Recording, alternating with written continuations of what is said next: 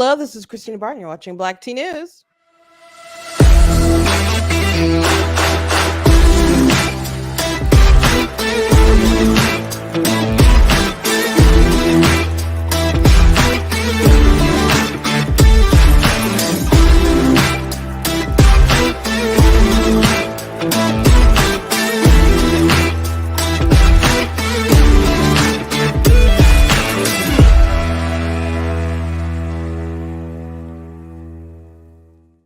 Hello, welcome to Black Tea News. I'm your host, Christina Barring. Today we're going to be talking about people being upset about Charlie Kirk, this clip from his show that's going around about DEI and airlines, and is it racist? Is it not racist? Are people willfully trying to not understand what he's saying, and is what he's saying, even if we understood what he's saying, racist, etc., blah, blah, blah. So we'll talk about that.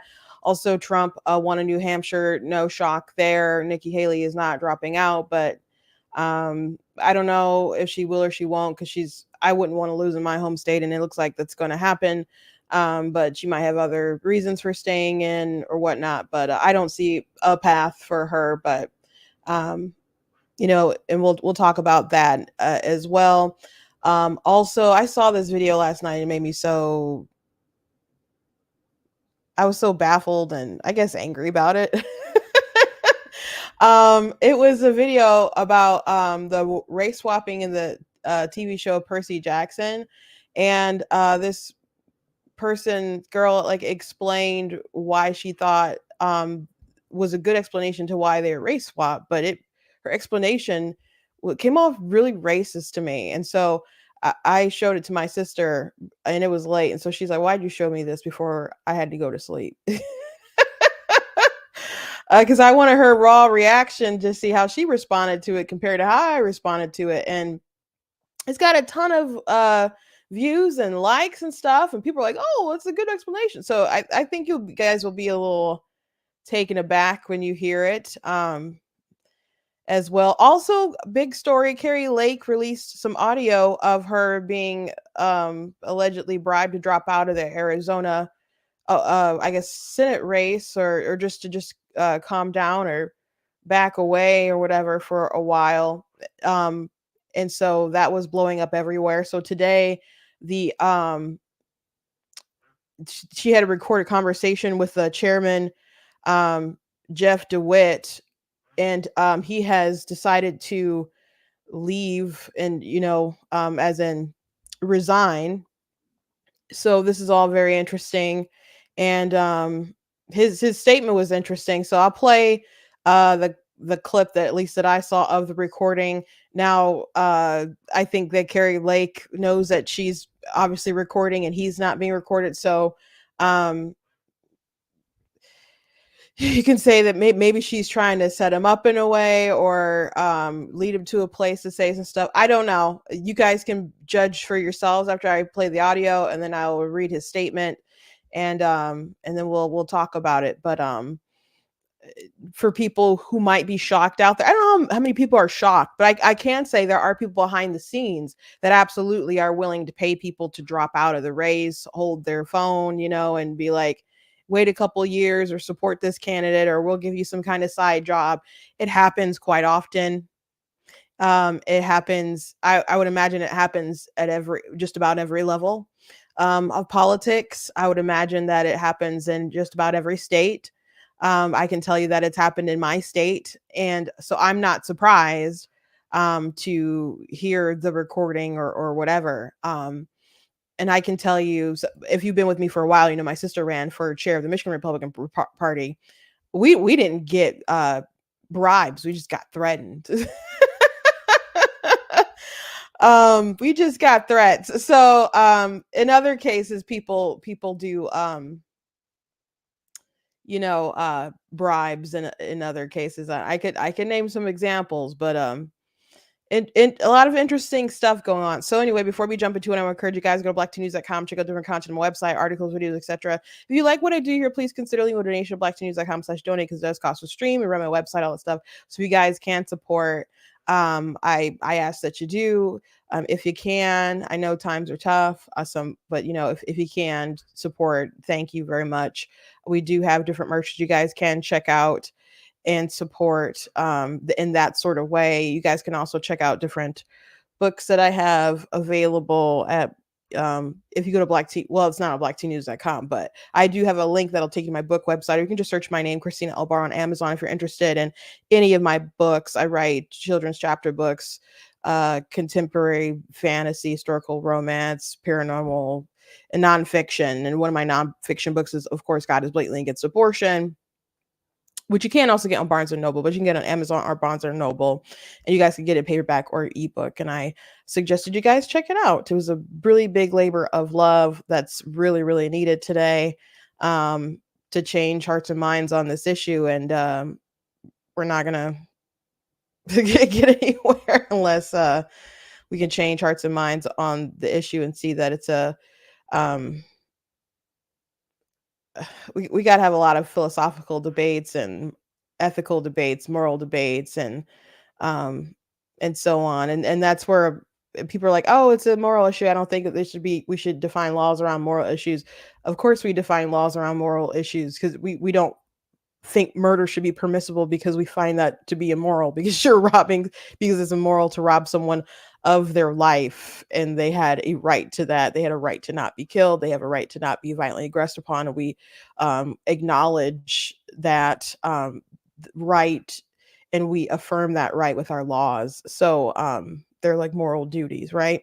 So people who try to, I don't know, sidestep that and pretend like people who are pro-abortion are just logical and, I don't know, not emotional, and not putting the moral into it. Like, their whole argument is, well, illogical and immoral. So anyway, I don't want to go down the rabbit hole with that conversation right now. But anyway, the book is available on Amazon. It talks about rights and science and all that stuff, but it does talk about theology. And I thought it was important for people who are religious to not just say, I'm pro-life because I'm Catholic or something. Like, people don't understand that you need to be better at describing the ethics and why they're superior, even if someone doesn't believe in God like you do. So anyway, let's go ahead and start with the Kari Lake story. Let's start with the Kari Lake story.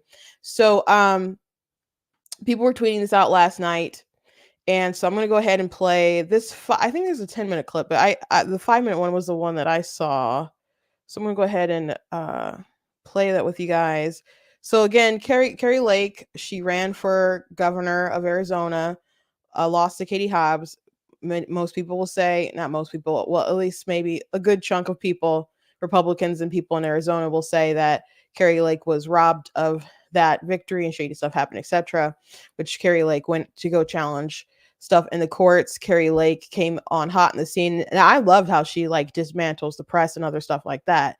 And I gave her lots of praise for how she handled the media and so on. But after the election, she, kind of pulled a bit of a Stacey Abrams, and that she was actually the person who won and so on. And so you see her a lot in the Trump sphere.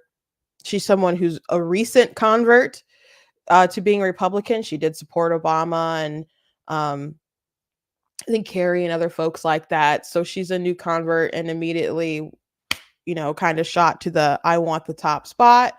And I think you should always be kind of leery when people pop out of nowhere to do that. I'm not saying that people can't have ideological switches, but we could try lower office first and volunteering on other people's campaigns.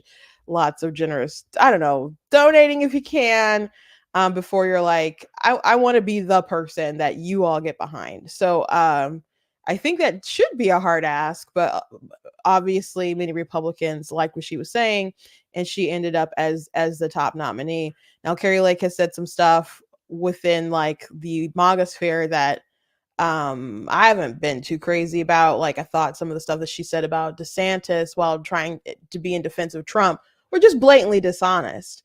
And I can play an example, and I'll play it, I guess, after we have this conversation. But again, if you missed the intro of me talking about this, it appears that there are people who wanted to pay her off, or they're asking about, is there a price to get her to be out of it, etc. And I'm just gonna say again that stuff happens, and you shouldn't be surprised. And I'm a little surprised if you're surprised that it happens. It happens a lot. It's not just a movie thing you see in movies. It is not. It's seriously not just a thing that you see in film. So anyway, let's go ahead and listen to this audio, and then we shall discuss. So this is a conversation that she is having with the chairman, Jeff DeWitt of Arizona Republican Party, but he has now resigned, and I will let you know why he resigned. So we'll listen to this, and then we'll read his resignation letter. Is there a number at which I can be bought? not be bought? That's what it's about. You can take a pause for a couple of years. No. And then go right back to what you're doing. No. 10 million, 20 million, 30, no. A billion, no. This is not about money. This is about our country. I think it's disturbing that they would even, that anybody would think this is. No, to be fair, even me, I'll say this. I want a fresh face right now for the reason that I've never seen anyone, I can't think of a single person in a federal race who lost, ran into anyone. I can't think of it. If you can think of it, let me know. I'm not going to let these people who hate our country tell me not to run. You should call them and tell them to get behind me. So what's going on? What is, I'm assuming this is our friend. So I was going to play the whole thing, but I wanted to interject before I forgot. But he said that he would like a fresh face coming in because he hasn't heard of a circumstance where there's someone who just already came off from a loss and then came on and just immediately won another statewide race. And another example of someone who tried to do this, John James, for example, in Michigan, ran for Senate twice and he lost 2 times in a row. And there'll be people who say like, no, he was cheated. I don't look, the first time he ran was 2018. That was midterm. He was running against Debbie Stabenow, and people liked him. He had a great like intro video. There are different things I could list to explain why he didn't quite get over that finish line. I don't want to bash John, so I'm not gonna get into that. But there it's plausible. Let me just start off by saying that he lost. Okay, and so I was at his campaign victory party that night, and it was pretty obvious that it was going to be an early night for Republicans. Like they said, like Bill Schuette had, I think, already called them stuff. Like, and Bill Schuette ran against Gretchen Whitmer. That was the year we had marijuana on the ballot, so that drove out high turnout. Like the numbers for a midterm wasn't terribly off from like an election year. Like the numbers of votes that Whitmer got wasn't that off from like what Hillary got. Now you could say that Hillary had kind of depressed numbers in 2016, but it's still like an impressive number for like a midterm election. And they just really swept. The marijuana really didn't help. But they took the governorship, the Secretary of State, which we had Republican Secretary of States for a long while. And the AG candidate, Dana Nessel, is like a crazy person. And people were surprised that she scraped through there, but she did. But I think the pot being on the ballot really hurt us. So John James was he was basically a neck and neck with Stabenow's numbers. And then Wayne County dropped. Now, Wayne County dropping their numbers, their ballots, and our candidates losing all of a sudden, if they were like neck and neck pretty much, doesn't mean that they found enough ballots to be able to overcome. It just means that there's a lot of people in Wayne County and a lot of them are Democrat, and that's not new information. So you could say, well, why does it take so long? Some of it is incompetence, some of it is just there's certain parts of Wayne County that gets their stuff in pretty timely, and there's no issue whatsoever. But if you say too much or want too much oversight, people will point the finger and be like, "Oh, you're racist" or whatever. At least that's what I've heard from the like different clerk offices and secretary of state offices and officials or whatever. They've been so they don't press maybe as hard as they should. Now, I don't think that's a good thing, but I'm just telling you how it is. So anyway, John James did not win. He wasn't successful in 2018. And in 2020, you had Gary Peters running, and so John James ran on that ticket and ended up being unsuccessful as well. And people were angry that he conceded. They were like, "He this traitor. He should have kept fighting." And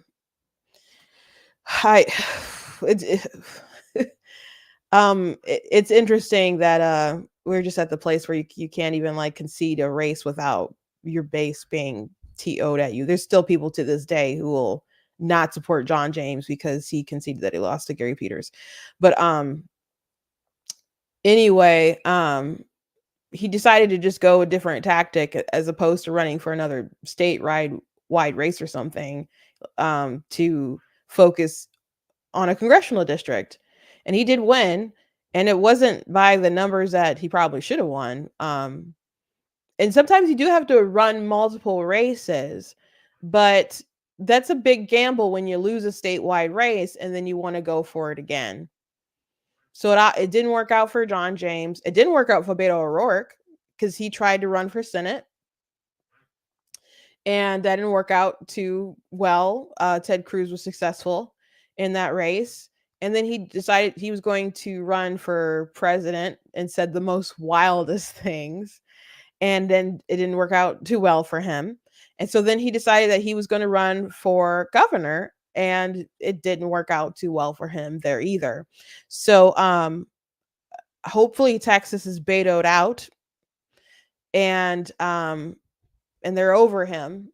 And well, I don't want them to put up any I don't want the Democrats to win those kind of races anyway, but Texas, a lot of places are getting bluer. Oh, if we don't, have some kind of ideological shift or pump the brakes on immigration, a lot of different things, you could see it eventually getting blue, and that would be a really big problem for us. But as of now, it's not.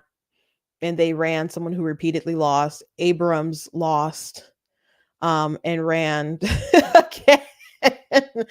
And so it didn't work out too well for her. So I just wanted to say it's not so crazy that he said to this woman, "We would like a fresh face.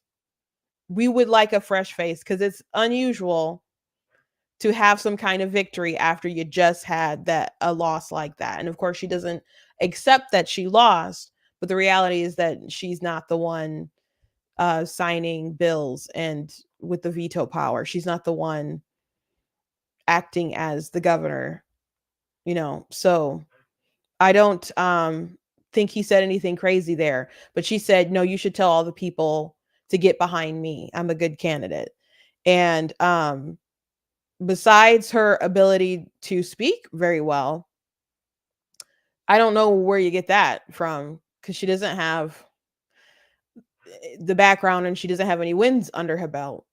And it wasn't too long ago that she was a Democrat. So she was very engaging and stuff at first, but again, I don't think it's out there that he said we need a fresh face. So I'm sorry to derail that conversation so much.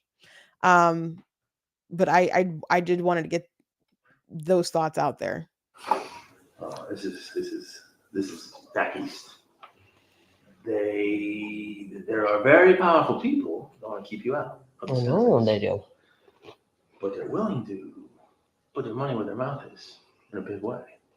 So this conversation never happened. This is crazy, though. They should want me. I'm a great candidate. People love me. These people are corrupt. Well, maybe you're right. They are right. They are corrupt. Maybe. So I'm interrupting because I saw a comment that said, so what? Lots of us were Democrats once. That's true. Not I, but that's true. Lots of people were Democrats. However, if you're a very recent convert and you pop on the scene, you have no record. Your record was that you voted for Obama. Your record was that you voted for Kerry.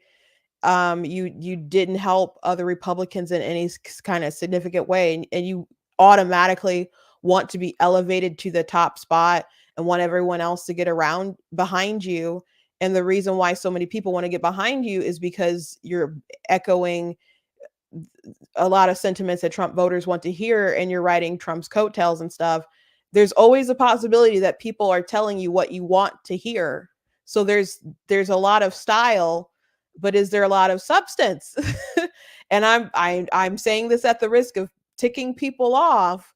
But what is it that you like so much beyond her rhetoric? What is it so much that you like beyond her rhetoric? What is it so much that people like about Vivek beyond his rhetoric?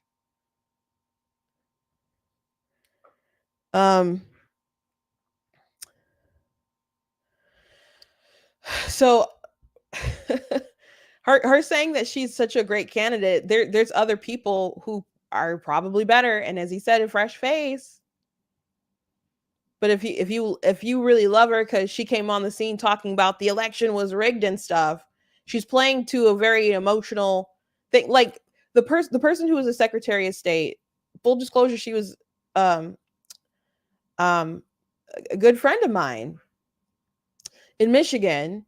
The reason why she ended up being nominated by a Secretary of State is because not because there's any sort of background where she has qualifications that people be like, oh, that job makes sense. But she was at TFC Center that night during the 2020 election, and she spoke about some things that she saw and insists, that the election was stolen. And she is a very articulate person, very aggressive sort of fighter. And Trump, a lot of the base liked what she was saying. And I'm not, and this was a person who has a history of being a Republican, by the way.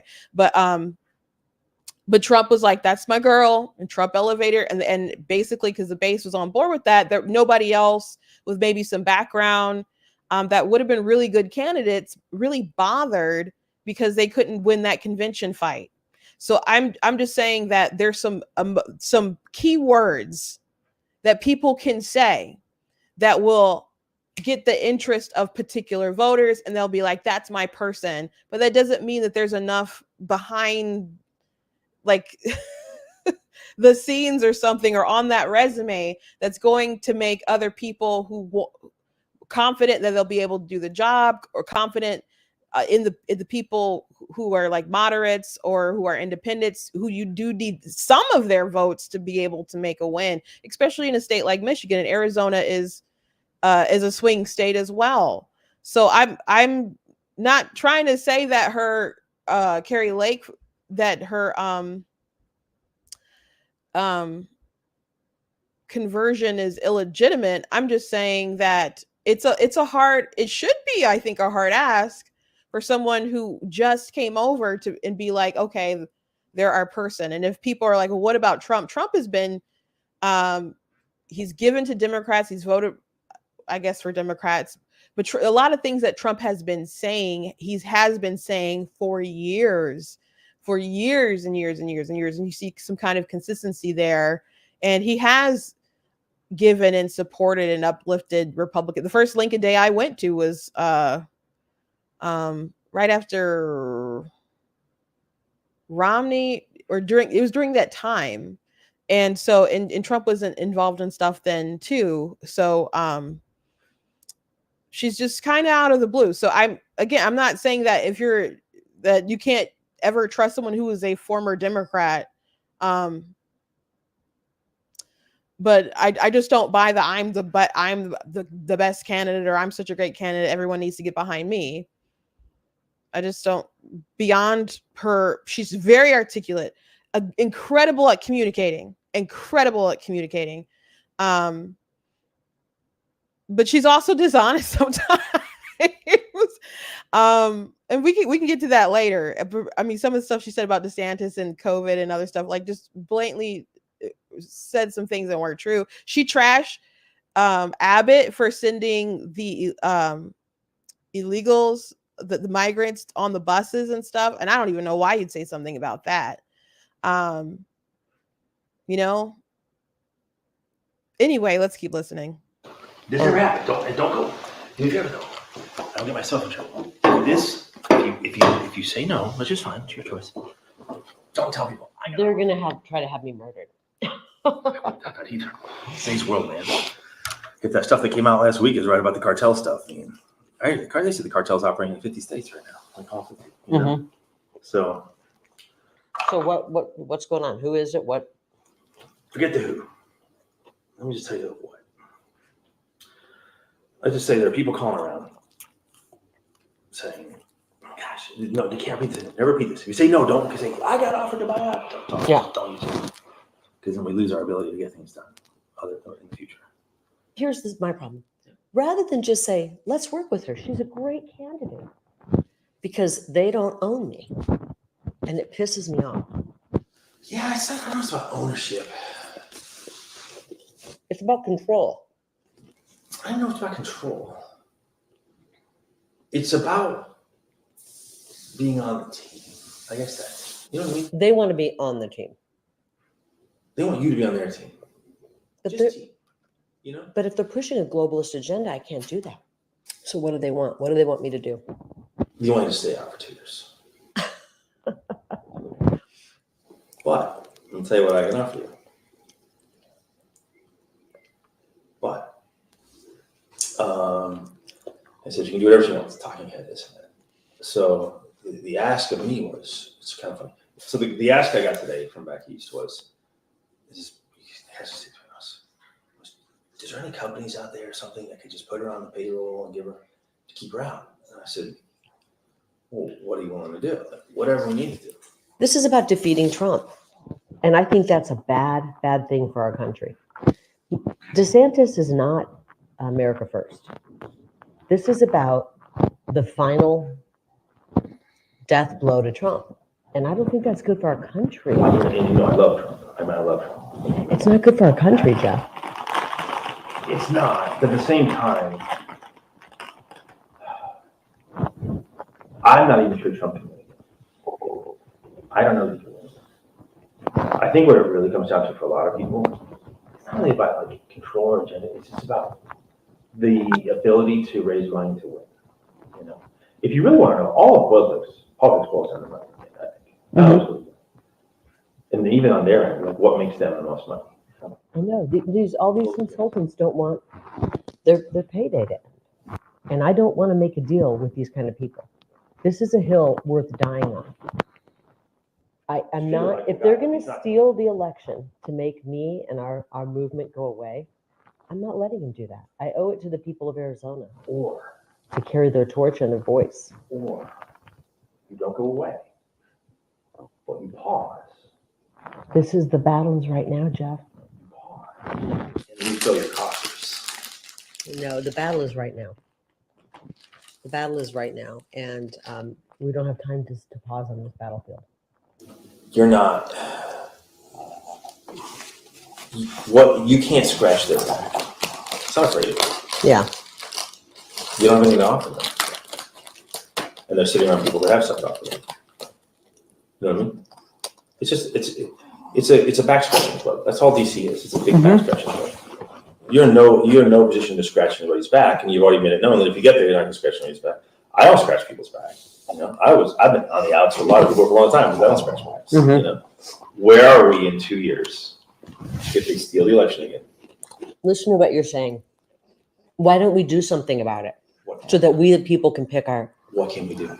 I'm not willing to accept that, and I'm going to be the biggest pain in these people. Go back and tell them that I'm running, and I'm going to be the biggest pain in their. I'm willing to tell them that, and they're going to have to kill me. to stop me. I know. Look, and You don't have to tell. Okay, so I'm gonna go ahead and read his statement, but the she had said there was no amount of money or whatever that they could give to her to um resign or something, and that's good. But on the side note, I do want to just point out that a lot of these people do make money just being in the Trump sphere and running and getting lots of money to come and speak with engagements, lots and lots of money. So for some people, accepting a bribe to stay out and then be gone out of the limelight for like 2 years, that's like 2 years of not being in the limelight. Getting your income could go down, not up. So anyway, let me read. This is the resignation letter from the former chairman.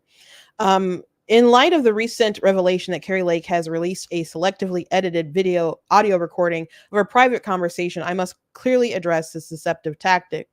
The recording from over 10 months ago is not only taken out of context, but it also undermines the integrity of private discussions critical for party leadership. As chairman, my primary duty is to strengthen our party, which often involves challenging dialogues and strategic decisions. These conversations are meant to assess and enhance the viability of our candidates. The truth is, when I took the helm, our party was in disarray, financially unstable, organizationally weak, and lacking in momentum. Today, we have made significant improvements in acquiring a new office headquarters, legal victories for election integrity, and historic fundraising achievements. Contrary to the notion of me being an enemy of Lake's, this conversation was recorded while I was actually employing Lake in my private company. In fact, for over a year and a half, we had many conversations where I was looking out for her financial interest. The ethical breach in her recording of our conversation while Lake was my employee raises serious legal and moral concerns. And if he didn't have some kind of NDA with her, I guess that's a error on his part. This act of recording was not just a betrayal of trust, but also a violation of the fiduciary responsibilities of an employee. Contrary to the accusations of bribery, my discussions were transparent and intended to offer perspective, not coercion. Our relationship was based on friendship, and the conversation that is now being scrutinized was an open, unguarded exchange between friends in the living room of her home. I genuinely believed I was offering a helpful perspective to someone I considered a friend.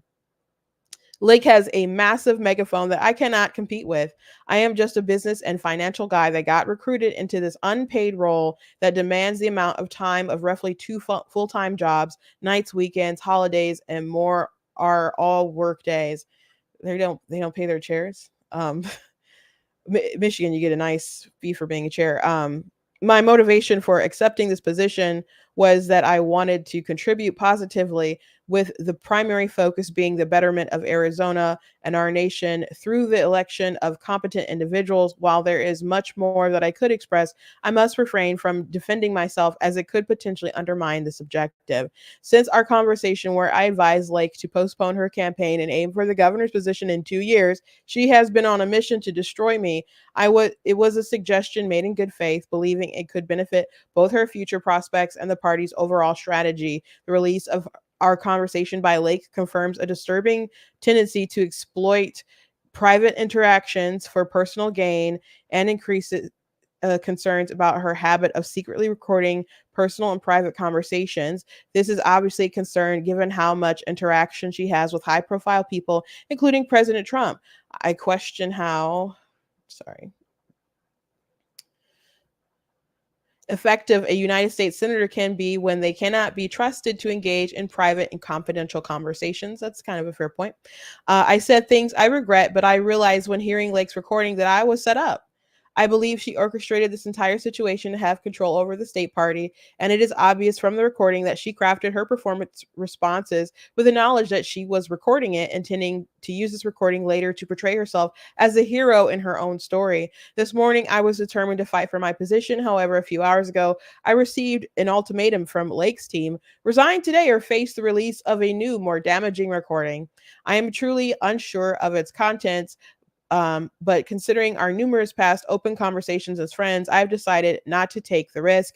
I am resigning as Lake requested, in the hope that she will honor her commitment to cease her attacks, allowing me to return to the business sector, a field I find much more logical and prefer over politics.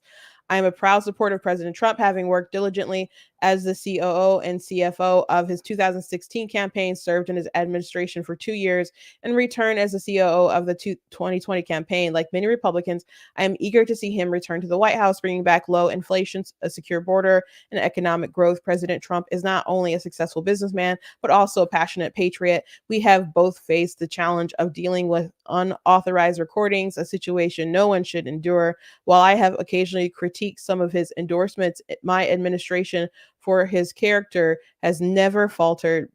I'm sorry, I said administration. My admiration for his character has never faltered. My dedication remains with Arizona Republicans, our commendable elected officials and candidates who are champions of freedom, as well as my friends in the Trump campaign, united in our goal to reclaim the White House. Our party's focus should be unity, integrity, and the selection of candidates who can truly lead and represent our values. We are weakened by internal strife, underhanded tactics, and the erosion of trust. As someone who has dedicated countless unpaid hours to this cause, I hope that every future party chairman is as committed to steering our party towards a future that embodies our core principles of unity, respect, and professionalism. In closing, my actions will always reflect what's best for Arizona Republicans, our commendable elected officials, and our mission to reclaim the White House. This is all such a distraction to that mission, and I am doing as Miss Lake wishes, and I am stepping down as chairman of the Arizona Republican Party. So there you go. There's a scalp. They wanted a scalp. There's a scalp. So again, I just want to reiterate, if you are surprised that there are conversations like this that are like, hey, there are people who would like you to drop out, and a lot of people are like, oh my gosh, it's a mob that wants her out or something, like, he probably just means like, I don't know, other elected officials, big donors, folks like that. I would assume. So, is there a number? I don't know what number she would take. I know of people who've been paid like six figures to drop out of state races. Just crazy stuff. So, I it's not implausible that it could get to 7 or something, depending on how much people want a seat or whatever. People pay crazy stuff for politics for the purpose of getting someone else they want in there, or it could be that they legitimately think that she's bad for the party and it's going to continue to tank the state. And if it tanks the state, then it will tank, especially if it's the Senate, below the chances of any sort of Republican recovery with regaining the Senate, and then leads to more Democrats being able to fill in more judges. God forbid, Biden wins re-election and they have control of the Senate and they have a healthy leader, whatever. And I guess they really don't need one, but they are replacing all these open seats. But what if, God forbid, Clarence Thomas passed away or something under Biden? That would just be like the worst injustice. So I don't think it's crazy that these people probably like, Kari Lake is going to tank us and we want to buy her off. And I'm telling you that happens. I know if it happens in Michigan, I know it happens other places.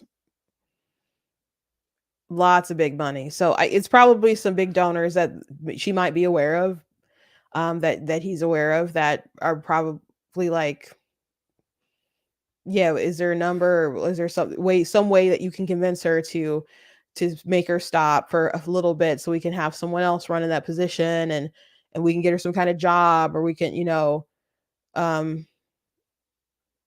I don't think the fresh face comment was crazy. But as I said, when I was involved in running my sister's campaign for chair, we weren't offered anything. And people are kind of like, you guys weren't offered anything? It's so unusual. Like, they didn't even offer you guys anything. No, they just like straight up threatened. And they would use like a third party person. Like, they wouldn't do it themselves, right? They would use somebody that we like, a mutual, or send a text message like, we're about to do this, we're about to do that, and did some shady stuff. So and we would let people know, like, when I did a live stream one time. It's like, this is what's going on. And some people were just like told the opponents, just like, why don't they just leave these girls alone? They're just making everything worse. So I didn't mind, um putting, well, they put a bunch of stuff out on blast with us, so we, didn't mind talking about it, which was really crazy, because me and my sister worked up from the bottom of like the party politics and stuff, and we have good relationships with a lot of people, and a lot of people really like us. So the way that they were coming at us rubbed so many people the wrong way. And there was one time they tried to like, it was Laura Cox was the person who was running against my sister, by the way. So her team did stuff like purposely to try to like publicly embarrass us. And when we'd be like, yeah, they're doing some shady stuff, people were like, oh, I don't know how much they believed us. And then they witnessed shady stuff. And then we get converts, So it was for anyone who doesn't know, it was a close race. And my sister probably would have won being the chair if the RNC chair wasn't whipping votes on the floor. So it's an interesting long story that I've told before. I'm not going to go through the whole thing today. But the Arizona Republican Party, from my understanding, I just know basically what I hear, read in the papers, read on social media, is not in good shape. It's in disarray, and it has been for a while. I don't think any state part, it can't be worse than Michigan State Party right now. But it's bad. It's one of the states that are pretty bad. So I don't know what will happen there. Personally, I if it was up to me as a voter or someone in party power or whatever, I wouldn't want Kari Lake to be the nominee. I would agree with the fresh face thing. I don't know what fresh face I want to replace him with her though. Um, but I said that I would point out that Kari Lake wasn't always. I thought it was interesting that she decided to say something about DeSantis there um in that post. But let me go to, so we talked about this particular clip. This is just an example some time ago that let me see if I can find it really quick. I had pulled it up before last night. Of Kari Lake when she was talking about Ron DeSantis. And I understand that Trump's her guy, but I didn't appreciate some of the stuff that people said to tear down DeSantis. That just were just obviously not true, just to uplift Trump.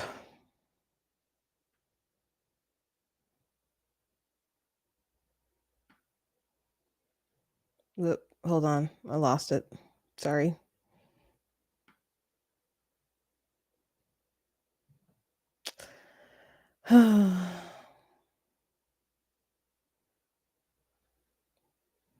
But she was coming at his record. It was when she was on the Peter Bet David show. I just saw it.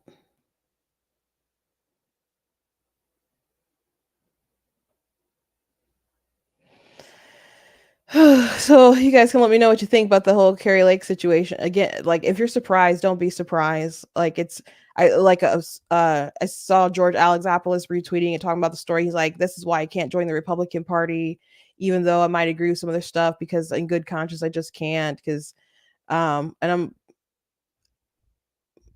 I understand. I don't think you'll find anyone in any party that's just kind of like where you won't find people of power that aren't going to try to leverage it some way, especially if they have a lot of money and the resources to offer you, I don't know, the chance to drop out like that, or do something else or set you up with some kind of job. It just happens so often.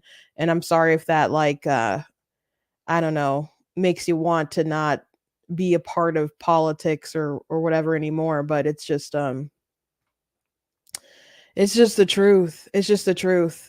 And I don't know how prevalent it is in other places in other states, but I can just tell you that it happens. It happens quite a bit. So here we go. Here we go.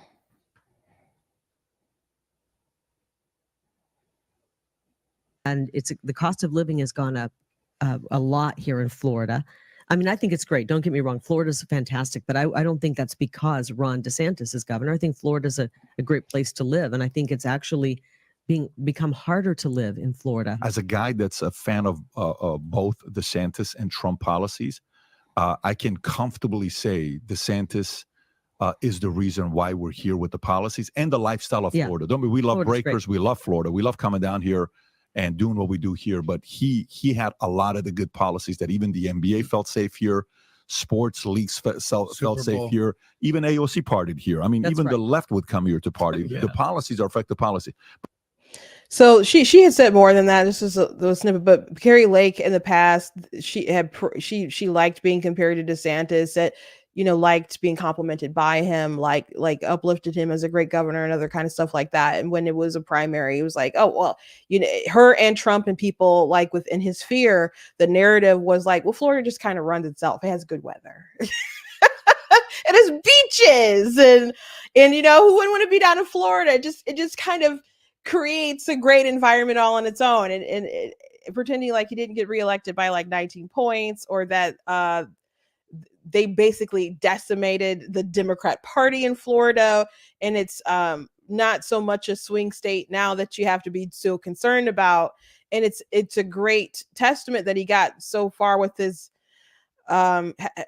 re-election with the numbers when he barely won the election before. So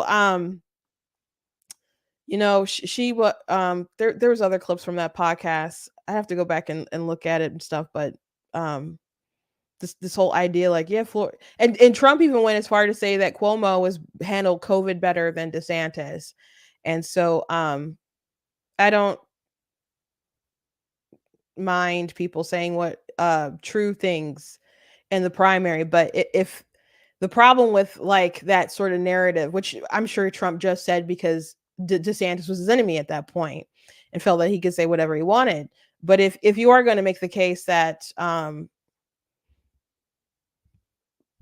opening up when the data makes sense, even when the media was coming at you, and someone who did the job better was Cuomo, who had things locked down and wanted the passports and people had to take him to court and a bunch of crazy stuff. If that's how you view a better person handling COVID, I just don't think, of course, we'll end up getting any sort of accountability regarding this topic if you think Cuomo did it better than DeSantis. But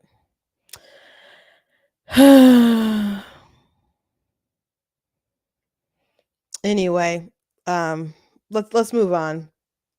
Let's move on. Interesting beef there. I still don't think Arizona is worse than Michigan. As far as like state party politics, can't possibly be worse. So anyway, let's talk about Charlie Kirk. So Charlie Kirk is in some hot water with some folks because he made a well, there's a snippet of his podcast that's going around, and some people are saying he's racist for talking about the airline situation with DEI, with United, and other folks who are like have these quotas or whatever to get certain women and minorities and whatever, and they want to be diverse, and it's a priority, and people like Kirk are just like, it should be a priority to hire on merit. And I agree with that, but I'm just going to play the clip and then we'll begin the commentary on it. And so I've seen some people go back and forth with this, and Ed Christensen, or is it Brian, one of the two, was calling Kirk, saying what he said was racist. And Tim Pool was like, these people are pretending like they don't know what Kirk was talking about, and they're just doing it for clicks and revenue on Twitter and stuff. And they're just like, no, we legitimately don't like what he said. So anyway, here's that segment. And that's why I think this United story and the DEI story hits so hard, because we've all been in the back of a plane when the turbulence hits, or when you're flying through a storm and you're like, I'm so glad I saw the guy with the right stuff and the square jaw get into the cockpit before we took off. And I feel better now. No, I mean, like, you want to go thought crime? Like, I'm sorry. If I see a black pilot, I'm going to be like, boy, I hope he's qualified. Well, that's the you wouldn't have done that. You wouldn't have. You wouldn't have done that before. That's not an immediate. No, you wouldn't have done that before. That's not who I am. That's not what I believe. It is the reality the left has created. And that's why I. So that's the snippet of it that everyone is sharing out on. So I'm going to just talk about this snippet, right? You guys can go look at the full clip of the context or whatever, but everybody like immediately after he said that was like, but that's not how it would be before, right? So the argument here, I don't think Kirk is like racism is good or we should judge people. I think they're kind of more critiquing about what DEI has crafted their mindset to be, where you start questioning people's credentials. Now, people pushing back on Charlie Kirk talking about this are like, and even people on the right, not just people on the left, but they're like, DEI does not necessarily mean that good people will not be doing the job. Like, you won't be that doesn't mean that unqualified people will automatically be hired as pilots because they want to get X amount of black people, X amount of Hispanic people, X amount of women or whatever. They're not going to just pull them off the street or something, or with like minimal training and being like, okay, I need you to fly this plane full of people, and we fully have confidence in you that you're not going to kill everyone, and then cause our airplane industry to just kind of collapse. And then like it wouldn't make sense to do that, and that's not what they do. So just because you see a black pilot and maybe they were focusing on hiring people who are black over people who are white, does not mean that black person that they focused on trying to hire through whatever, I don't know, means of I don't know, recruitment, advertisement, pay incentive structure, whatever, to get them there, doesn't mean that person can't fly the plane and get people to point A to B safely. Now, you could say, well, there could be a way more qualified white pilot that they're not going to even consider because they're trying to fill this quota. True, that could be a thing. But I saw someone make commentary about this. Is like, the truth is, you're not always going to have the best pilot, because there's always going to be a better pilot out there somewhere. You could steal away all the best pilots with pay incentive, and then let's assume Spirit. I don't know what they pay, but Spirit's kind of the ghetto airline, in my opinion. So let's assume Spirit doesn't have the same kind of pay incentives that Delta might have or something. I don't know if that's true. I'm just throwing stuff out there. So maybe Spirit doesn't have the best pilots, but it doesn't mean that the best crew or people working, there's not qualified people working on the planes and all the other kind of stuff. So people could be working there who are absolutely qualified for the job. So people are coming at Charlie Kirk And a lot of people on the right, and I saw someone who was a friend of mine, a mutual of mine on social media, who I've had on the show before, say that he thought that people on the right, like Charlie Kirk, are kind of falling into, they're trying to do too many corrective sort of things with the left's pushback. So now they've gone too far and are kind of falling into a trap, and they're not saying the right things about diversity, equity, and inclusion. Now, I don't think it's good that there would be these quotas in the way that, gosh, there's too many white people here, we have to make sure that we have less of them. I don't think that that should particularly be the mindset of people when you're looking through different applications for stuff. Like, you really do want the best pilot to be able to go out there, right? That should be like your number one priority. But again, that does not mean that if you see a black pilot, that black pilot is not qualified. And so they're talking about some kind of like after effect of that some people would have, like with affirmative action. You go to like a school, I don't know, maybe a fancy school or something, and people would assume that that person got there because of affirmative action. And some people might be like, yeah, affirmative action is a good thing. I got here and that helped me. Good. And so that stigma ends up getting tagged onto people. Doesn't mean that they're not, smart, hardworking people who are going to do well with their education. But that stigma is kind of created. So that's what they're attaching there.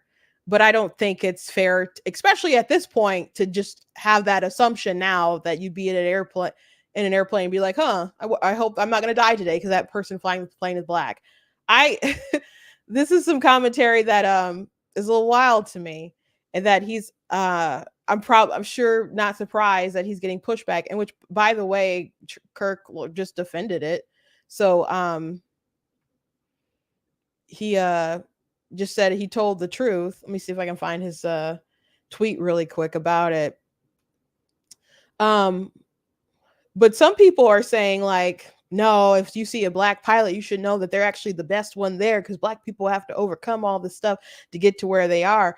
And you know what? When my dad was a kid, that was the assumption. Like, when you'd walk into somewhere and you saw a sea of white people, whatever, working in some kind of office, and then there's a black person there, you would they would assume that that black person was the best person at the job because they got the job despite being black. So it's interesting that it's reversed in some people's mind, but I don't think Kirk should have said what he said, and I'm not surprised that he got the pushback here. Okay, here it is. Here's his response. He said, I made a logical statement. In 2023, 19% of United's pilot corps was minority or female, which was already the highest among any airline. United CEOs Steve Kirby bragged that the airline would mandate that their next pilot class would be 50% female/minority. A few questions. Are there enough candidates to fill the 50% quota?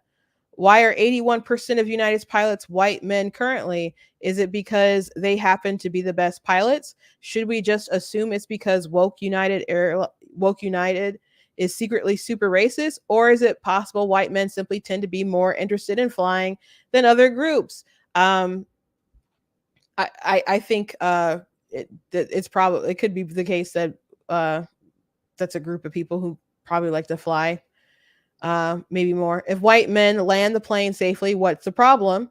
If hiring is based on merit, why aren't more minority female pilots? To the point of 4, I would just say that it's probably related to point 2, where there's probably just a higher pool of white dudes who to pick from. If white men land the planes safe, I read that. Does this automatically mean equally qualified minorities and women are getting passed over, or are there other explanations? Why are more nurses and teachers female? Is this because society is anti-male, or is it because women are drawn to these professions in greater numbers than men?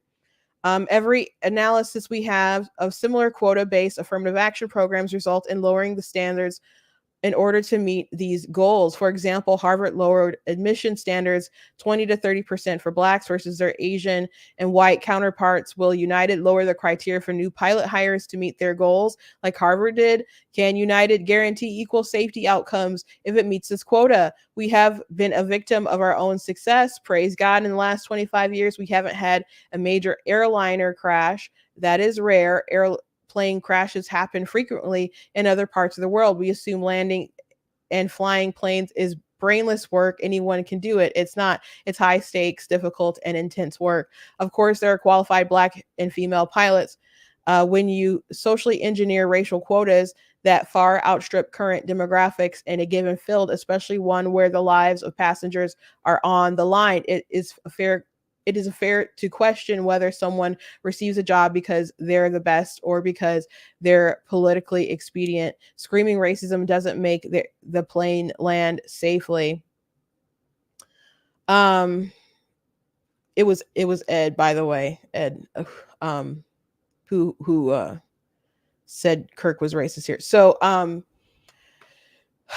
I agree with him that DEI quotas can hinder standards. It can lower standards in order to meet the quota. But you can point to, this sounds like hypothetical things though that can happen. And there's evidence in other areas, which she gave an example or something of stuff where there's some unfairness or they lower standards or other stuff like that, right? So it can happen. But if there's evidence that they're lowering standards of people being able to fly planes, we all need to scream bloody murder. That's insane. And if there's some kind of evidence that he's presenting, like they're lowering the standards to which you have to pass and qualify in order to fly the plane, we should all be concerned, because it's a lot of people's lives on the line. But I don't, if that was the case, that would be awful and terrible and dangerous. I don't know if that's the case right now. It doesn't appear to be the case, because if it were so, I think that would have made it into one of his examples here on the list. So I think males, females, people of different ethnicities, backgrounds, etc., have different interests, and they can have different interests because of, I don't know, economic situations, cultural issues, or whatever, that lead people to want to go into different sort of professions. If they want to get more black pilots, they could, I don't know, do different scholarships or different recruitment to build up that interest in those particular areas. And that could be how the DEI trickles up to trying to fill in those quotas or whatnot. It doesn't necessarily automatically mean that the goal will be, gosh, we're not meeting that quota, so we got to, make it less safe to fly. But if that was the case, everyone, by bipartisan effort, should be outraged. Absolutely. I think it's kind of early to give shady side eye at the black pilot, because they're not the square jaw person walking in when there's an issue with the plane, because that same person who they're describing, who they're assuming is a good pilot, might also suck at their job. but hopefully people behind people in the cockpit are competent. People in the comments, people saying they don't think Charlie is racist. People saying that he thought it was an uncalled for statement. Anyway, let's move on. I Trump did win last night in New Hampshire. I already mentioned at the top of the hour. He got into it with Kaylee, his former press secretary. I think I'm going to table that until tomorrow because that's going to be a discussion that's going to take a while. And I want to talk about something I saw last night. So Trump did win. I don't see much of a pathway for Haley to continue on and succeed. And there's some people who are commenting about the amount of independents and Democrats who supported her, claiming that, oh, well, this debunks the whole Democrats want Trump to be the nominee because they think he's the easiest because they're out here supporting Haley. There's a difference between people who have money and power and can implement some kind of strategy and people who are on the ground like, I really don't want this person to be the nominee. I really don't want them to be back in the White House. Let me support this other person. I'm not going to support them in the general, but let me support this person. I think there's differences there. So I want to talk about that more at length tomorrow. But I do want to talk about this thing that I saw last night. So it was about, I was on TikTok scrolling and it was like midnight and I came across this particular video and I thought, well, let me just play it and so you guys can have fresh thoughts about it. But this was about the Percy Jackson TV show. Full disclosure, I haven't read Percy Jackson. I didn't see the movie that came out. And I am not going to watch the Disney Plus show. I think this probably just came across my feed because I'm on the book talk algorithm as a person who writes books and stuff. And so this got a lot of likes, has a lot of views from this. This is actually a small account. This video just went viral. And well, let's just go ahead and watch it. Annabeth Black in the show, because wasn't she blonde in the books? Yes, but in the books, Annabeth was underestimated and assumed to not be as smart just because she was blonde, which nowadays is a pretty outdated and overdone stereotype. But black women, on the other hand, they face this kind of oppression every day, almost tenfold of how we used to view blonde women. So honestly, I think it makes more sense that Annabeth would be black. Oh yeah, that does make sense. Do you see how fucking easy that was?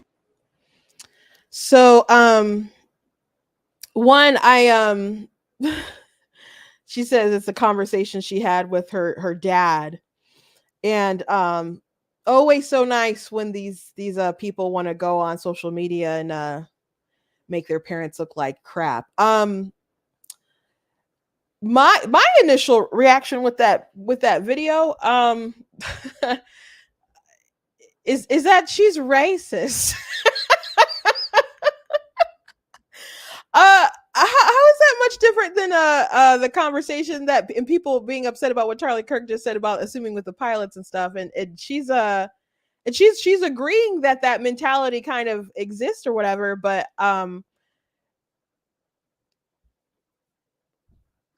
she said that blondes, it's outdated for blondes to be like daughter of Athena, blondes are dumb or something. I'm just going off this video again. I haven't read Percy Jackson. I haven't seen the movies. I heard about the race swapping stuff. I haven't really engaged or talked about it or whatever. It's not my thing. I mean, books are my thing, but that's not that series or whatever. So it's an outdated stereotype of blondes being dumb or women being underestimated or whatever. So I don't understand that criticism because I think people still do blonde jokes. I think aren't white women very vilified today?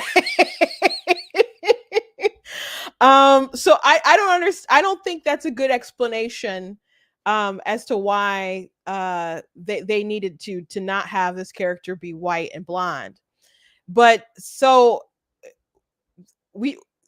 they could no longer underestimate the blonde woman as being the dumb person or whatever. So they're like, but you know what other group we could use? Black women. And so I'm like, why would that register as your go-to, as your replacement for that?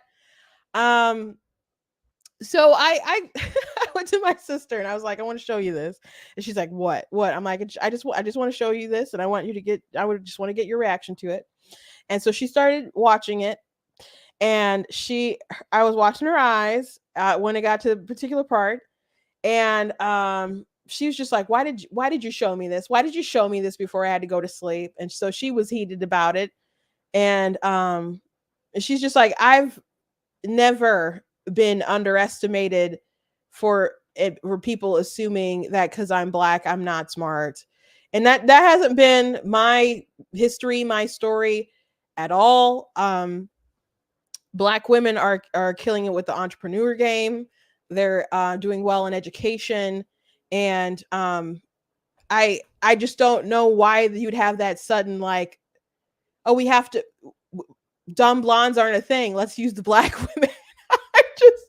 It's such a crazy thing to me. To explain. Now, I watched a couple interviews and read a couple articles about the race swapping. I don't like how Disney goes to, like, oh, the racist fans had something to say. Like, they read a book, they watched films, they have these particular characters in mind when they're reading the stuff or whatever, or when they watch film, and fans get very passionate about how their character's supposed to look when they poured over the pages and wrote fan fiction and fan art and all that stuff. People get very passionate about how these people are supposed to look. They do. It's not new. It's not new at all. People can argue about skin color. People argue about the color shade of the character's eyes. People talk about Game of Thrones and how what's the name's eyes weren't purple or whatever, the Targaryens, and the right shade of silver in people's hair and so on. So it's, people can give a leeway for stuff when it's a film and there's different, it's not quite the same as, that's going to register on film that it would register, what in your imagination, right? So sometimes you have to make compromises, and you make compromises that seem to make sense, right? But jumping to people are racist because X, Y, and Z, because the character doesn't look like the character they imagine, that's silly to me. And people mention other examples, like they were bad about Starfire and in the Titan show. She don't look like Starfire. They could at least, why is she orange? But they just automatically want to go to these people are racist. No, I'm not saying there aren't racist fans who are out there who dislike it or whatever, but to just anyone who has a kind of complaint and just lumping them into they must be racist, I don't think that's fair. But I saw the author of the book talking about how he originally made the book. His son didn't really like to read, and but he liked Greek mythology, and so he knew a lot about Greek mythology. So he told his son these stories, and his son was dyslexic, and so he wanted to he started telling him all these stories. When he ran out of stories, he started making stories up, and so he decided to make his main character have similarities with his son. It was a way to relate to his son, and his son to see that someone like him can be a hero, and that they're really, there's these things about them that are more special than people know, etc. So it was a way, even though I guess the characters weren't as diverse as they are now, there was still ways that he was trying to relate to people who didn't feel quite as special, and there was more than underneath the surface and whatnot. So I guess Disney decided to upgrade it, they're like, oh, we got to diversify in the skin tone area and stuff. And they started, they're like, oh, let's make this person Black, etc. Now, people say this actress does a great job. They say she captures the spirit of the character. I don't know. I haven't seen it. I'm not going to watch it, but I just thought this was the most bizarre commentary, the absolute most bizarre commentary about this show, and to explain the race swap. And the crazy thing about it is that it has like over 200,000 likes. Let me go to to TikTok really quick to look. Yeah, over 200,000 likes. And the comments are I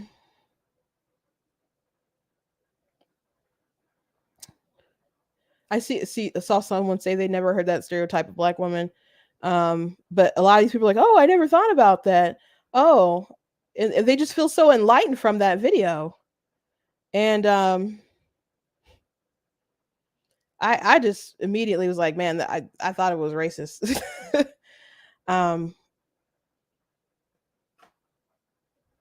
But people are so quick to want to be an ally that sometimes they have such a skewed perception. My sister was like, what are people saying behind closed doors that they have these opinions of Black people that they would go that route. So